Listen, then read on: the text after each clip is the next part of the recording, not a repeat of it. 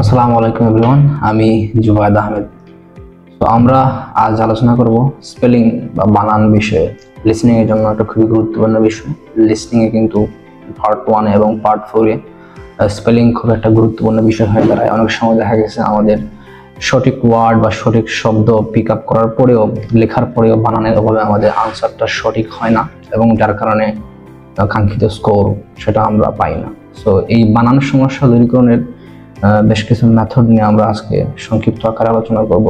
প্রথম যে মেথড সেটা হচ্ছে যে আমরা সবাই কনভেনশনাল ওয়ে, সেটা এই যে 1200 ওয়ার্ডের যে শিট বা যে পিডিএফ থেকে আমরা পড়াশোনা করি, সেটা থেকে অবশ্যই আমরা উপকৃত হতে পারি।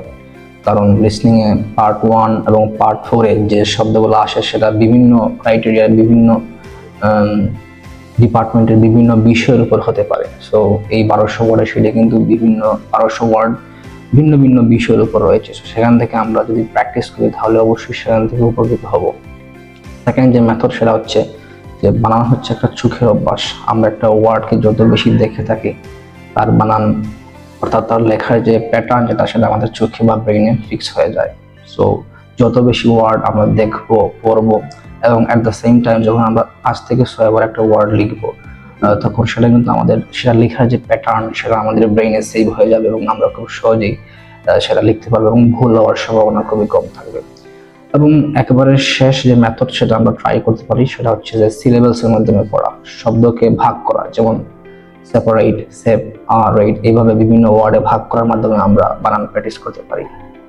তো বেসিক্যালি পার্সোনালি আমি বলবো যে বানান হচ্ছে একটা চোখের অভ্যাস। আপনি একটা ওয়ার্ড যত বেশি বেশি দেখবেন তত কিন্তু তার প্রতি আপনার নির্ভুলতার পরিমাণ কিন্তু বৃদ্ধি পাবে।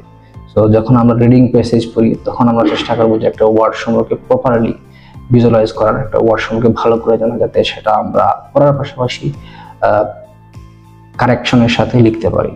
তো বানানোর জন্য আমরা এই 3টি উপায় সাধারণত ফলো করতে পারি। আমরা আশাবাদী যে এখান থেকে আমরা অবশ্যই উপকৃত হব।